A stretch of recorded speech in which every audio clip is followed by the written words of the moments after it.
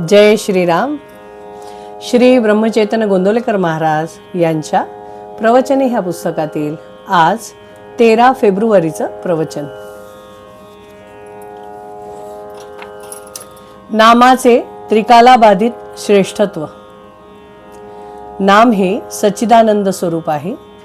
शुद्ध परमात्मा स्वरूपाच्या अगदी जवळ कोणी असेल तर ते फक्त नामच होय.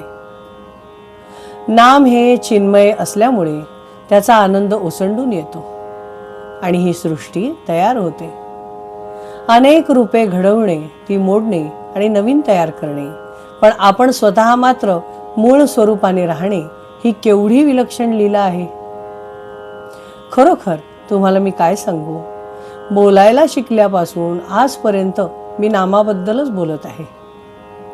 अजून नामाचे महात्म्य संपत नाही.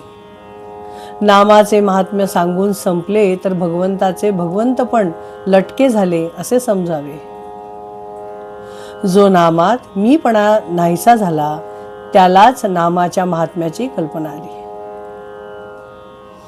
असा पुरुष नामाविषयी मौन तरी धरील, कारण त्याचे महात्म्य कोणाला सांगता येणार नाही, किंवा शेवटच्या श्वासापर्यंत नामाचे महात्म्यच सांगत राहील, कारण ते कितीही सांगितले तरी संपणार नाही आणि कितीही ऐकले तरी तृप्ती होणार नाही. नामाने सर्व पापे नाहीशी होतात. भगवंताला विसरणे हे सर्वात मोठे पाप आहे. नामाने भगवंताचे स्मरण होते. नाम हे वेदांपेक्षाही श्रेष्ठ आहे. कसे ते पहा. वेदाध्ययनापासून फायदा होण्यासाठी 4 वेदांचा अभ्यास करणे जरुरी आहे. त्यासाठी पुष्कळ वेळ आणि श्रम लागतात. नामाला श्रम नाहीत.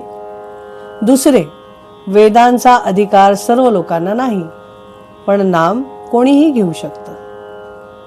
वेदांच्या मंत्रांचा आरंभ ओंकारानेच होतो, म्हणून वेदारंभी देखील नामच आहे.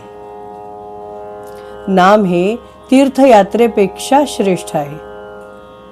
अंतरंगामध्ये बदल होण्यासाठी यात्रा करायची असते, पण त्याला श्रम, पैसा, प्रकृती वगैरे गोष्टी अनुकूल असाव्या लागतात. नाम हे घर बसल्या अंतरंग बदलण्याचा अनुभव आणून देते.